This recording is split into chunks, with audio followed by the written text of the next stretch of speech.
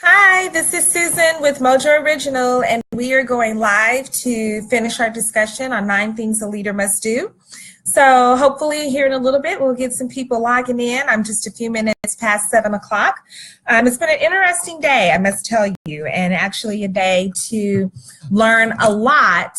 Hopefully you guys heard that. I had my earphones plugged in, but this is Susan with Mojo Original, and we are going live tonight to finish the review of 9 Things a Leader Must Do, the book that we started reviewing last week, and we're going to finish it with the last 5 things that leaders must do. And it's been a pretty interesting evening. I had my furnace, my heating and air unit checked for my maintenance, and it had actually been on my mind to have it checked.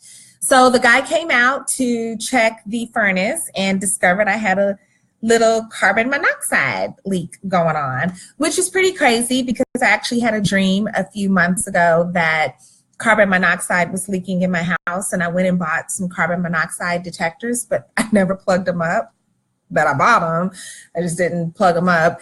Anyway, fortunately, God blessed, I didn't die from carbon monoxide poisoning in my dream or in real life. So here I am today needing to replace my furnace. Yay, $5,000 later. And let's not even get into the fact that I didn't renew my home warranty, which would have covered that expense. But, you know, lesson learned, it is what it is, right? I'm just thankful to God that, you know, I'm alive and things happen and you just move forward, right? And a lot of that has to do with leadership in your personal life, leadership in your professional life. You know, I was a little moody about it when I picked my son up from school, and he could tell that I was moody because he commented on the fact that I was moody. And I came home and was a little moody, but even within that, I just sat down and just thought, okay, I'm very thankful that I am alive, and I'm very thankful that, you know, things will move forward. And a part of leadership and a part of how you handle things is not responding in a negative way and just looking at the positive aspect of things. Hi, Maria Richardson. So glad you were able to join us. So we're going to go ahead and get started. And if it's me and Maria, or if it's just me, I am just thankful to be here and to be alive and to continue to do the things that I truly feel God has placed me on this earth to do. And part of that is to provide leadership and coaching and partnership with people like you who are out there on their journey working to find their way in their personal life and in their professional career. So let's finish our discussion for Mojo Book Club, the kickoff book club of 2018, as we were reviewing, as I look in the camera, 9 Things a Leader Must Do by Dr. Henry Cloud. And so when we left off, we discussed the first 4 chapters, the first 4 things that a leader must do. And just to recap what those 4 things were and what Dr. Cloud wrote about in his book was excavate your soul, yank the diseased tooth, play the whole movie, and put Superman out of a job.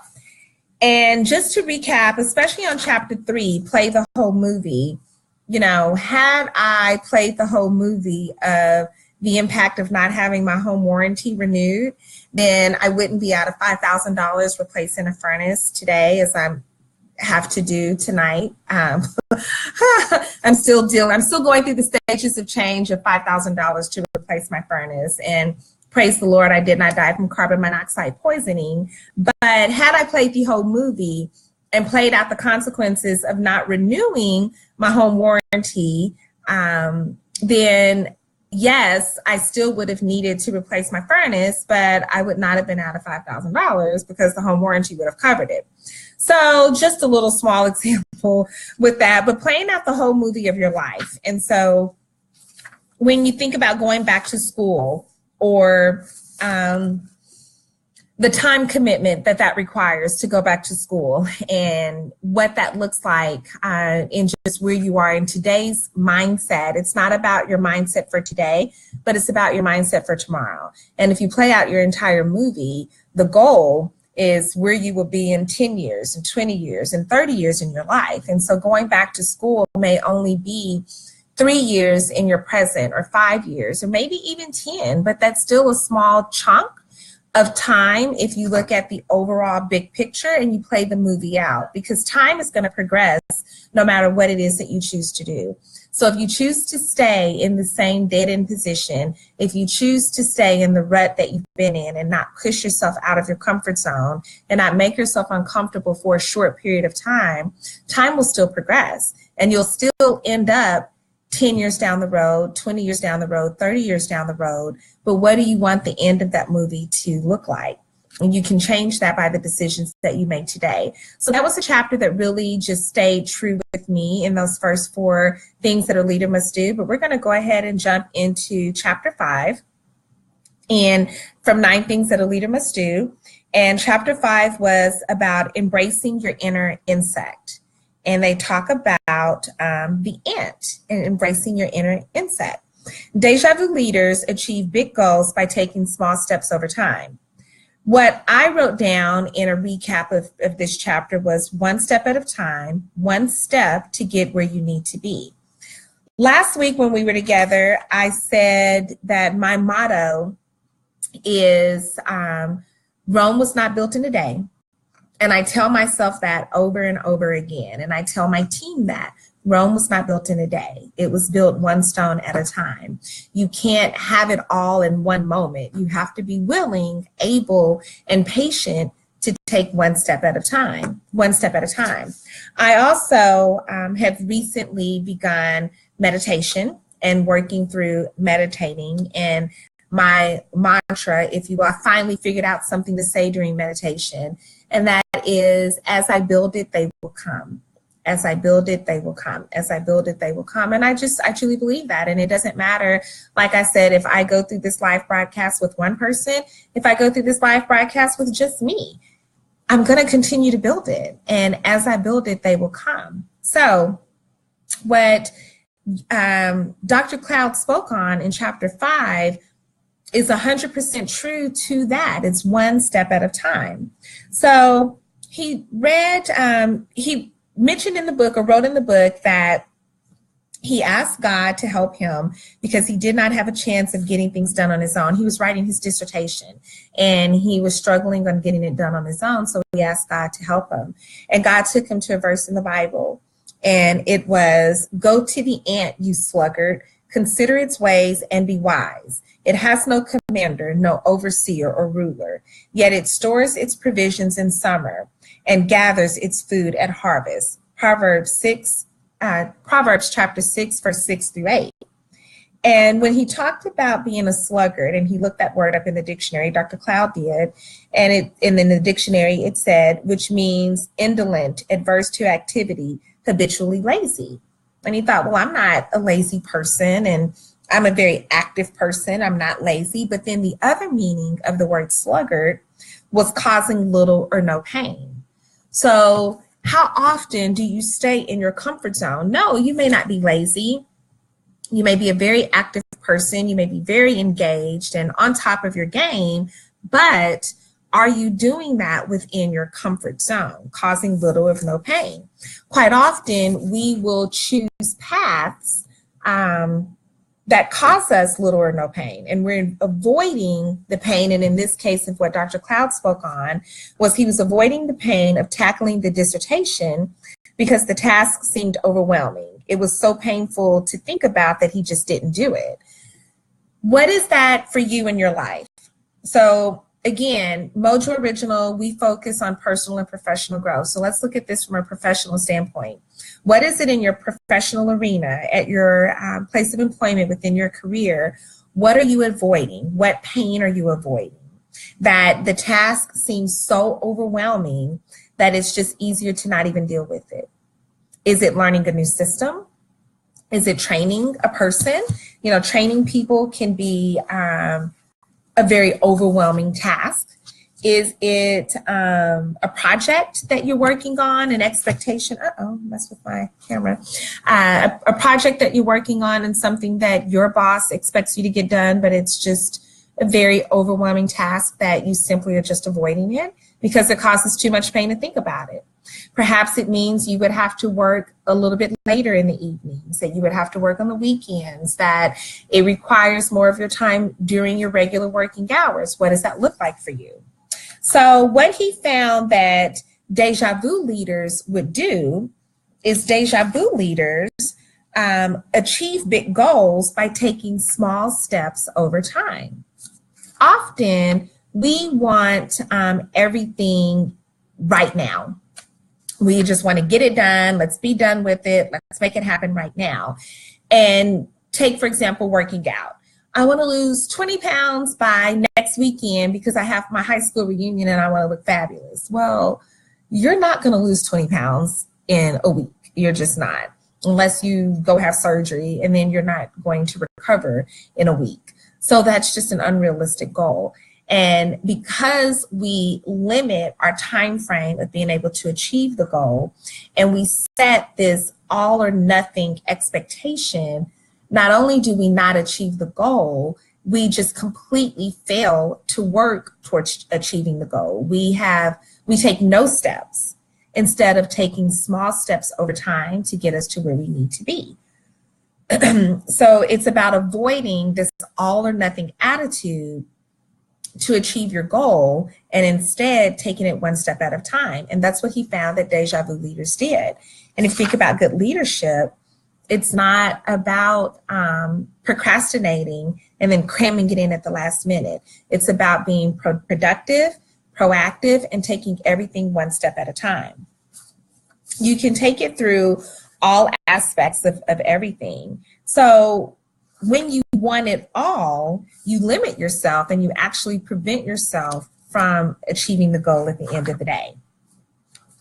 So that really spoke to me. And again, just thinking about, I've had some personal journeys. I've had personal journeys with weight loss, for example, and I knew what goal I wanted to achieve, and I took the steps one step at a time. And it started by just simply getting up out of bed and working out in the morning and making time and making that a priority. In order to make myself get out of bed at 5 a.m. and work out, I slept in my workout clothes. So that was a psychological trick I did to myself. I slept in my workout clothes. So then when I woke up in the morning, if I didn't go work out, I felt guilty because I had on my sports bra and workout pants. So I might as well get up and work out. I'm already dressed. So it was a cheat way, but it was one step at a time. And one day of working out led to 2 days of working out, which led to 3 and to 4 and so forth and so on. So anytime that you are tackling, what I took away from that chapter, anytime you're tackling something that just seems to be bigger than you are, bigger than you can handle, think of the ant. And when an ant builds its home and you see these massive ant hills, they build it with 1 grain of sand, 1 grain of dirt or whatever at a time, and just really taking those steps to achieve your goal. In chapter 6, when he talks through the 6th thing that a leader must do, it is earning a black belt in hate. Hate is a strong word, isn't it? My sister once talked to me about that and just said hate is just such a strong word. And it is a strong word, but we have to be able to hate the right way. So what I wrote down as an overview of this chapter was hate well, be objective, develop your core, and stand for something. So in chapter 6, he mentions that deja vu leaders develop the ability to hate the right things well. So again, taking it back to work, because we're focused on professional growth in this book of, back again, 9 Things a Leader Must Do. Hate the right things well. So at work, what is it that you hate? Do you hate tardiness? Do you hate, so let me back up. Let's say you're interviewing someone and you're talking through with them and you're asking, okay, what are things that you really appreciate about your team members? And they'll give you, this long list of things that they appreciate about their team members. And if you were to say, so what are some things that you wish you could change about your team members? What are things that you don't like or don't want to see in your team? Well, I really hate when people are late, or when people are afraid of hard work, or, I hate negativity, and I hate office gossip. Well, what that tells you is that this person and what they stand for, they hate the right things well. Not, hating when people are late. Well, then that to me would tell me that this is a person who values time, will show up to work on time, if not early. If they hate negativity, that they won't feed into the negative gossip within a practice, or focus on the negative aspect of things instead of the positive aspect of things. So it's about knowing what to hate. He mentions in the book that how we hate says much about how we will succeed in business and life. And so again, taking that back to someone who hates being late, if they were to say for themselves, oh my gosh, I hate when I'm late. Like, it drives me insane to be late to things. Or I really hate not completing my task and getting the job done. I really want to make sure that I complete projects to the completion and that I manage my time well. I really hate when I mismanage my time because I'm not really stepping up or doing the things that I need to do at work. Well, that tells you what type of person they are. And it also tells you how they will succeed in business and in life. The character is in part formed by what we hate, because we move to be different from whatever that is. So again, it goes back to, if you hate being late, or you hate when people are late, then you're not a late person. My son, I'll use him as an example. He hates being late to things. In fact, he will be the person that will be 20 minutes early to a meeting. He hates being late. He'll go to a football game or go to a friend's house, and I'm like, oh, okay, well, what time do you need to be there? 5:30? Then I plan our day to get him there by 5:30. And he, at 5 o'clock, is like, okay, Mom, you ready to go? I'm like, it's 5 o'clock. It takes 10 minutes to get there. You don't have to be there until 5:30. But for him, he hates being late. So that tells me something about his character, and it tells me something about, I guess, the type of person he will be as he grows up, that he'll be a person that will not only be on time, but he'll be a person that's early, because he'd rather be early than be right on time. And the vice versa for me. I push it to the last minute and I get there right on time. I'm like, we're supposed to be there at 5:30, I'm walking in the door at 5:29. So it's really interesting to look at that dynamic. Dr. Cloud mentions in chapter 6, Earn a Black Belt in Hate. He says, the second way hate benefits us is that it causes us to protect what we value. The third way that hate is a good thing is the flip side of protection. Hate moves us to destroy bad things, which are often the things that threaten the good. So, for example, if you are a person who hates negativity, then anytime negativity is around you, you will work to change that negativity from something negative to something positive. And your interaction with the person who is negative will tend to lead you towards the positive versus the negative. You will also work to be a bearer of good news and to look at the bright side of things. So I really don't like negativity. I hate negativity. I do. And it's overwhelming. It is just, it's negative within itself, and it just puts this dark cloud and dark feeling over you. So in negative situations, I look to find the positive. A negative situation, because I am still going through the stages of change, is that I have to get a new furnace. And I did not renew my home warranty. And because I did not renew my home warranty, I'm going to have to pay for that new furnace out of pocket.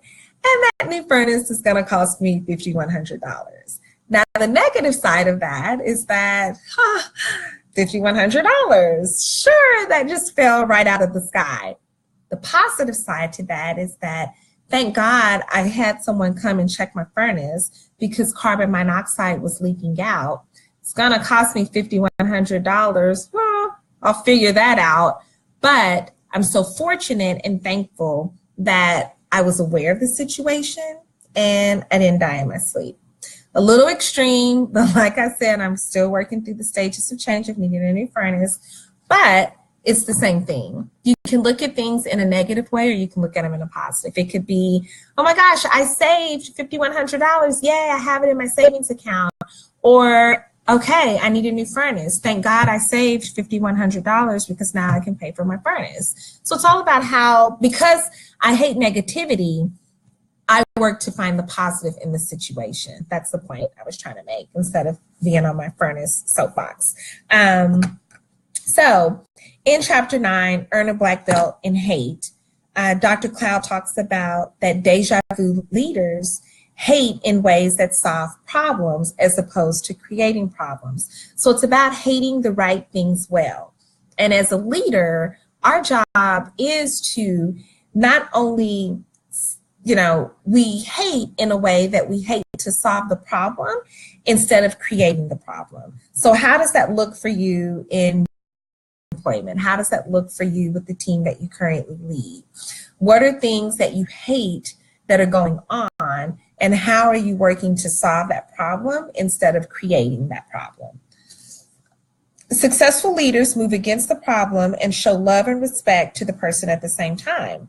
So let's say that you have an issue with a team member, and you may hate the way that they perform at work or dislike what they do at work.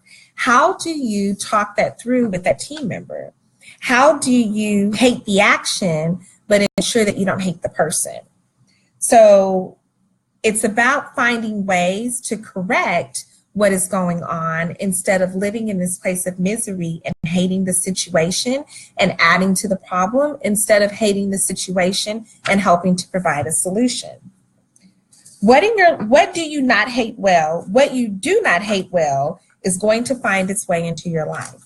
So again, it's about deja vu leaders having a black belt in hate. Hate is such a strong word, but having a black belt in hate, but hating the right things well. Make the anger and hurt objective to the one person in offense that hurt you, and do not generalize. So you deal with your hatred, you deal with what bothers you in a very direct, concrete way, and not in a generalized situation. So that was pretty interesting for me, in hate and hating good things and leading change within yourself and your team. And it really made me think about, within my place of employment and the people that I work with, what are things that I hate? And how am I working to solve the problem instead of creating the problem? And am I hating the right things well versus hating the wrong things and adding more to the problem? Chapter 7, the seventh thing that a leader must do, Dr. Cloud talks about, forget about playing fair. Deja vu leaders give back better than they are given. The last time we were together, I said, if you don't like what you're getting, don't give what you got. That's something that's always stuck with me. If I don't like the attitude that someone else is giving me, it's very easy to reciprocate and give back to someone what they're giving you. You give me attitude, well, I'm gonna give you attitude. You're negative with me, well, I can be negative with you. You don't want to talk to me, well, fine, I don't want to talk to you. And that's not what a leader does. A leader does not give back what they're getting. They actually give back better than what they're getting. So if you don't like what you're getting, don't give what you got. That's my interpretation of not playing fair. You don't play fair, you play right. Playing fair is an eye for an eye. So you do to me, I'm gonna do to you. That's fair, right? You don't talk to me, I don't talk to you. You don't help me, I don't help you. And you hear that often in a team setting. Well, she didn't help me, finish my job, so why should I help her? Well, because if you're a leader, you don't give what you got, you give better than what you're given. And that's a tough place to put yourself in, but it's a true testament of leadership and your ability to give more and be the type of team member for others that you want them to be for you. Dr. Cloud writes, let's see, deja vu leaders give back than they are given, but then he says, If I gave back less than he desired, then he was going to do the same back to me. Good for good, bad for bad. That's only fair, right? That's our mentality, right? Well, if you're good to me, I'm good to you. If you're bad to me, I'm bad to you. But it will destroy every relationship in life, including your relationship with superiors, colleagues, subordinates, customers, vendors, and so on. So giving back what you're given will destroy those relationships, and it will destroy you in the process. Good for good and bad for bad. You don't give back what you're giving. You don't give what you're getting if you don't like what you got. So leadership, how does this apply to you in your professional career? What does that look like for you? Take a minute and think about what that looks like for you at work and the people that you work with, the team that you lead, the team members that you coach, even with your superior. Maybe your superior doesn't give you what you need from them, what you feel that you deserve, what you want, what you need. Maybe they're not a good listener. Maybe they don't support you in your journey. Maybe they're very negative. Does that mean in turn you should give that back to them? No, it doesn't. It doesn't mean you should give that back to them, because at the end of the day, who is that hurting? Is that hurting them or is that hurting you? And the answer is it's hurting you. If you give what you're getting because you didn't like what you got, the person that you're hurting in the process is yourself. You're not hurting the other person. People who succeed in leadership in life do not go around settling scores. That's what Dr. Cloud writes. People who succeed in leadership and life do not go around settling scores. So how do deja vu leaders make this principle work? Number one, they get rid of anger. When you feel anger at someone who is only giving you what you deserve, there are two wrong ways to respond and one that is better. First is to respond your anger. The first way to respond to your anger is to not feel it, to deny it, or to not allow it to tell you something wrong. The second wrong way is to use anger to get back at those who wrong you, to put them down, hurt them, lash out, shame them, manipulate them. Neither of those can avert the dissolution of the relationship. The relationship is still on the negative and on its way out. The right way to use your anger to let the other person know there is a problem. Go and solve the problem by approaching the person in love, not anger, and facing the issue at hand. So the number one thing that deja vu leaders do to make that principle work about not settling scores is they get rid of the anger. So ask yourself, have you recently felt wronged by someone? And some of us, that's probably a yes, right? At some point or another, we have felt wronged by someone. How did you respond to that situation? How did you respond to them directly, indirectly? And then how did you handle it yourself? When you felt wronged by someone, did you want to wrong them back, hurt them back because they hurt you, so they deserve it, right? They hurt me, they deserve to be hurt as well. Did you ignore it and pretend that it never even happened? Or did you take the grown-up route, the way of a leader, and you address the problem head on, and you go to them out of love and respect, and you tell them, hey, this is how I'm feeling. This is what happened. I really want to talk it through with you because I'd like for us to have some form of a resolution and be able to move forward. That is the sign of leadership. And that aspect of leadership does not require a title behind your name or for you to be in some, top-notch position. That leadership occurs in every single level and aspect of life, both personally and professionally. The number two way that deja vu leaders make that principle work is they ask themselves, it says, ask yourself what is helpful.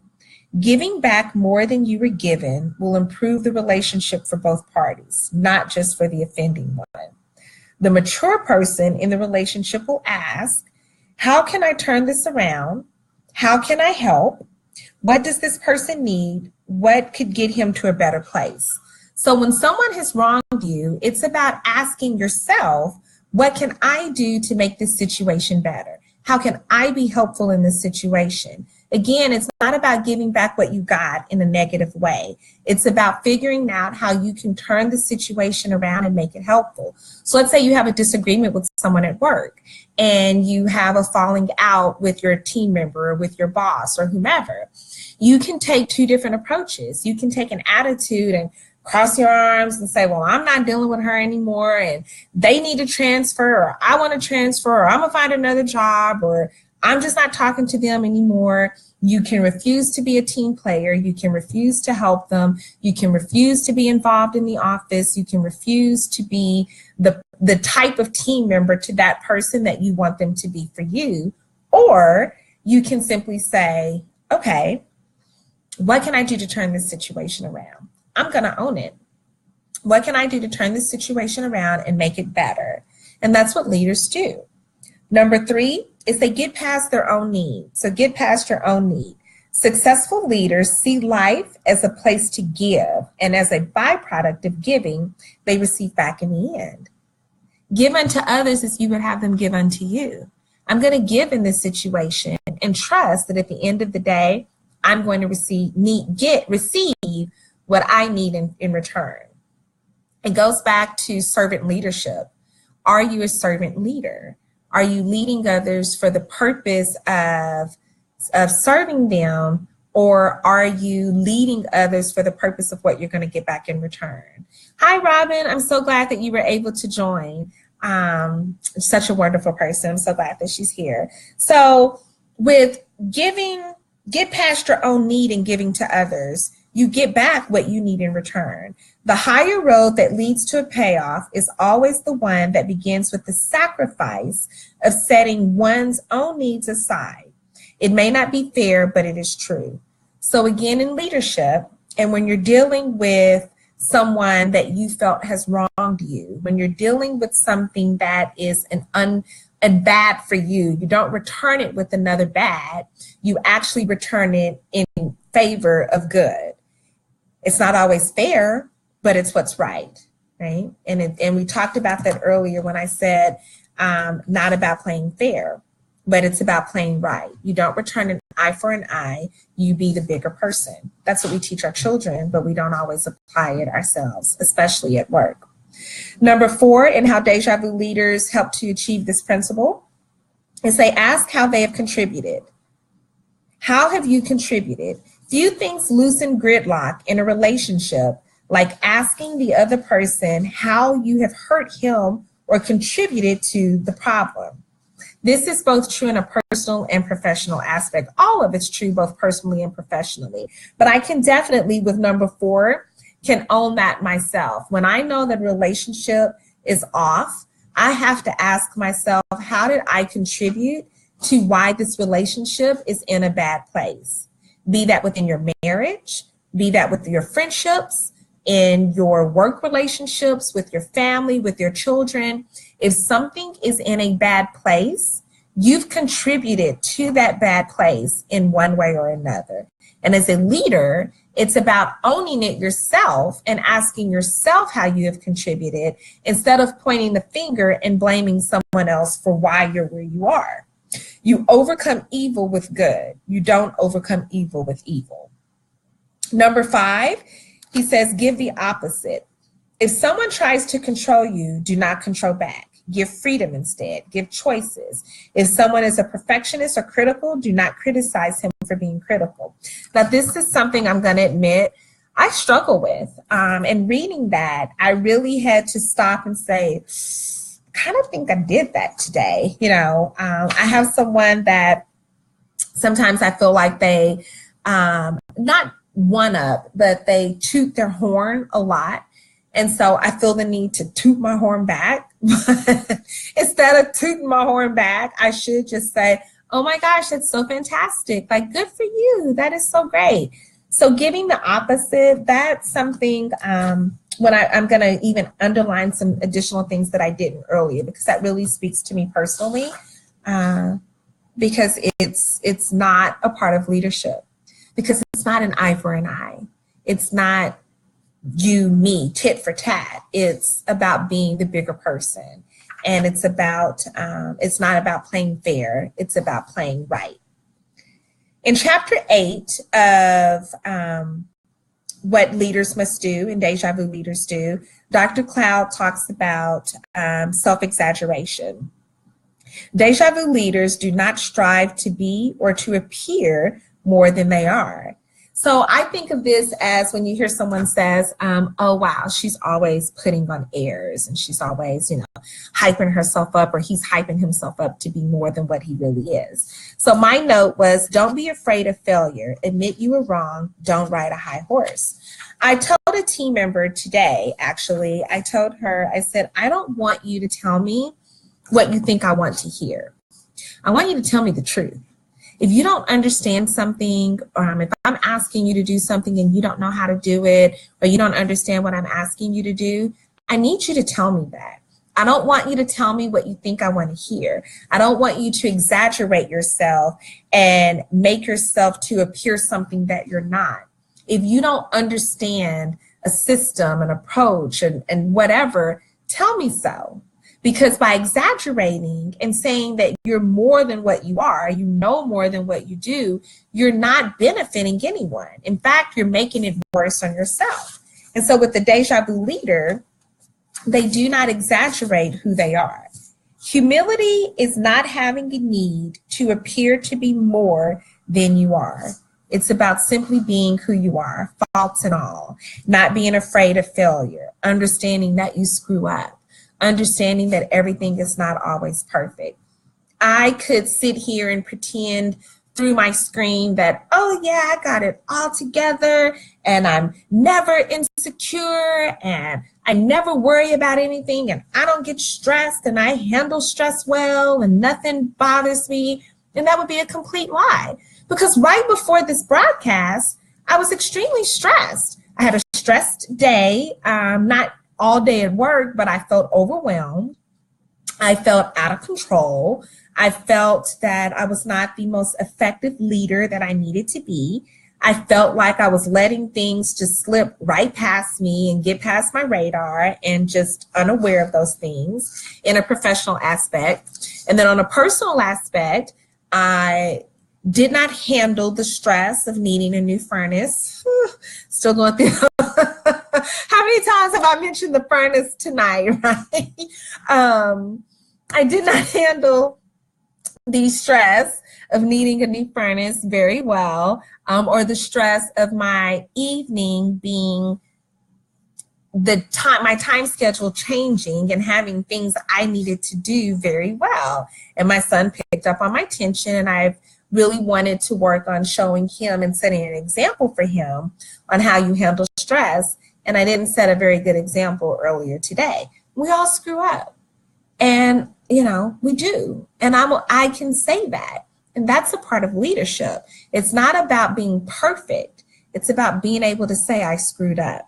That's a leader. That is a leader.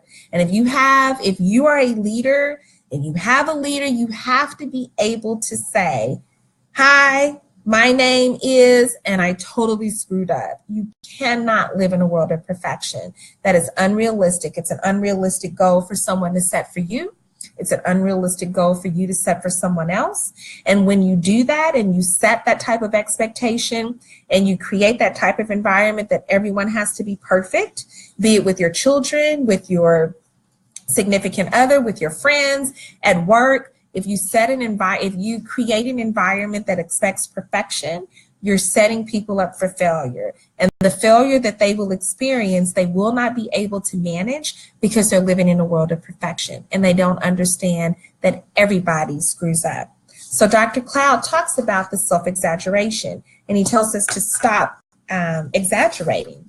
The deja vu leader is not surprised that they make mistakes.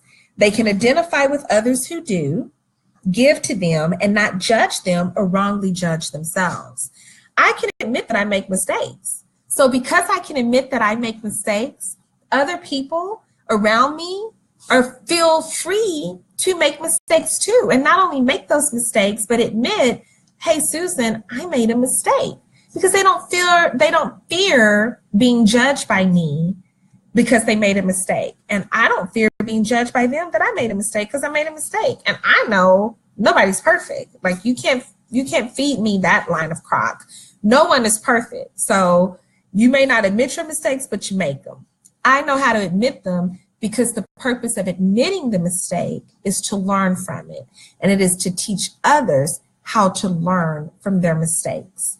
And it's about learning from the mistake and then not repeating the same mistake over and over again, but not being afraid of making the mistake, learning from it, and then being able to move forward. Dr. Cloud says that successful people show kindness, understanding, and help to others who fail. Successful people are not derailed by their own failures. They accept them as a normal part of the process. So it's understanding that failure is a part of the process. Humble givers develop a lot of relational equity over time. So learning from your mistakes, being able to recognize them, own them, encourage others, and not exaggerate who you are. It's okay to say, I screw up. In fact, I want you to say, then say your name. So I'm going to say my name. I, Susan Porter, screw up. So repeat after me. I screw up, right? Was you saying your name. I screw up. And it's okay. It's okay. And I'm going to continue to screw up. And I'm going to continue to learn. And as Misty said, I'm going to continue to fail forward. You've got that right, Misty. It's all about failing forward, and you can't be afraid to do so. And you don't exaggerate who you are. Instead, you accept it, you learn from it, and you move forward. You be real. The last chapter of 9 Things a Leader Must Do, and I really hope for those of you that read this book that you've enjoyed the book. I know I have enjoyed this book, and it's one of my favorites. I've had it for a very long time. I've had this book, golly, for probably close to, I don't know, maybe 9-10 years, maybe that I've had this book. No, not 10 years, because I bought it post my current place of employment. So I've had this book maybe a good 7 or 8 years. So it's really good. It's a quick and easy read. I hope you've enjoyed it as much as I have. But in the last chapter, and the last thing that a leader must do, Dr. Cloud talks about ignoring the popularity polls. Deja vu leaders do not make decisions based on the fear of others' reactions. So what I wrote down was make decisions according to what is right, not to please or to be popular. So in our profession, and think about in your current career and what you currently do, I'm sure there are times that there are decisions that you could make that would be the popular decision. And you would be the office favorite. Yeah, everybody loves me because I make them all happy and I make the popular decision. But was that the right decision? Maybe not. So it could be something as simple as we can wear jeans to work. Like that's a simple thing, and that may be the popular decision because everyone wants to wear jeans and everyone wants to be casual. But what is the right decision is that we need to be in professional attire because we need to present ourselves in a professional way to our customers and not all wear jeans. And it may not be the popular decision, but it's the right decision. Deja vu leaders do not make decisions based on the fear of other people's reactions. Successful leaders, Dr. Cloud writes, are sensitive to the reactions of others, but when weighing whether or not a given course is right, whether or not someone else is going to like it is not a factor that carries any weight. Concern, yes, but weight, no. Deja vu leaders decide to do what is right first and deal with the fallout second. So what does that look for you? What does that look like for you in your current place of employment? What does that look like for you in the team that you work with, that you support? Maybe for those that you are currently leading in your office. What does that look like for you in making decisions that are right, but they're not necessarily the ones that are popular? So if in your role of leadership, you are focused on winning a popularity contest and you want everyone to love and like you, you're not going to make good business decisions. You're not going to make decisions that benefit your office, your team, your customer. You're going to make decisions that benefit the people in your office, which will not be the right ones to make because you're making them because you want people to like you. My philosophy is, I don't care if you like me. And I say that with a lot of humility, right? It's not about that I don't want you to like me. I mean, I want people to enjoy being around me, and I want people to enjoy the support I provide and the interaction with me. I want people to like that, but it's not about you liking me from a popularity standpoint. It is about you respecting me and respecting my ideas and respecting my contributions, because I, in turn, will respect you and your ideas and your contributions. So hopefully we have that mutual respect for one another. And that respect also comes into play because there's an understanding that I do what is right, whether it makes me the popular person or not. With our children, we don't care if our children like us. I don't care if you like me or not. Eat your vegetables. That's what's good for you. Eat your vegetables. I don't care if you like me or not. Get your homework done. You got to do your homework. I don't care if you like me or not. Go to school. You're going to school. We don't care if our kids like us because we're doing what we know is right for them. And it's not about being popular. And that same thing carries true for you in your workplace. Dr. Cloud talks on hurt feelings and not wanting to hurt people's feelings.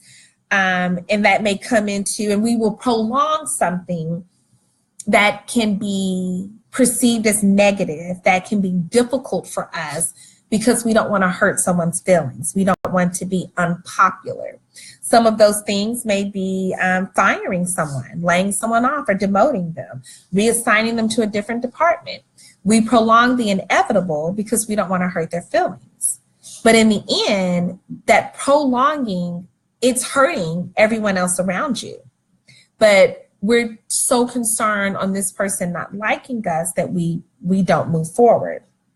Confronting someone who's wronged you. We don't want to confront them because, I don't want them to be mad at me. How many times have you said that, or have you had someone say that to you?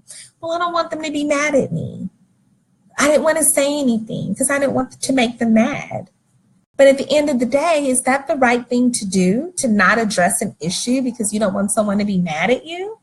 No, it's not. Saying no to a request to do something that involves your time, your money, or your resources. Saying no to something because it would violate your own values. This is a good lesson that I feel we teach our children, because our kids are in a place of wanting to be liked by their peers. So they will make decisions that really are against their own personal morals and values because they don't want their friends to not like them.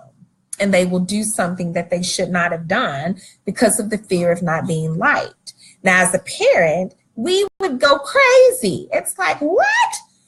Who cares if they like you or not? You know better than to do what you did. Why did you do that? Well, I didn't want my friends to not like me. And we lose our minds on our children.